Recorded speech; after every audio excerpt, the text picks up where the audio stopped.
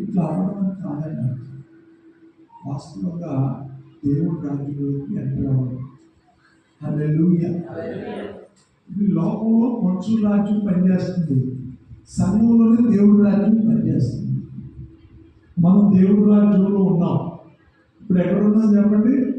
దేవుడి రాజ్యంలో వచ్చి దేవుడి రాజ్యం బలంగా రావడం అంటే ఏంటంటే పరిశుద్ధాత్మ నింపుదల అనుభవం.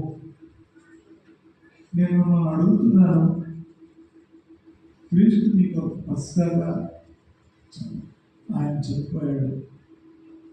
ఈ పస్కా అనేది క్రీస్తుతో ఉన్న వ్యక్తిగత సంబంధం. చెప్పండి ఏంటి? పస్కా అనుభవం నెరవేర్చబడిందా? క్రీస్తు రక్తం ద్వారా చిన్నపబడి ఆ క్రీస్తులో, ఆ కొత్త జీవితంలో ఆ దేవుడి పరమైన బిడ్డగా దేవుడికి సమర్పించుకొని ఆయన బిడ్డగా జీవించే విషయం. ఆ పని అర్పించడం అంటే ఏంటంటే దేవుడి బిడ్డగా జీవించడం. హల్లెలూయా, హల్లెలూయా.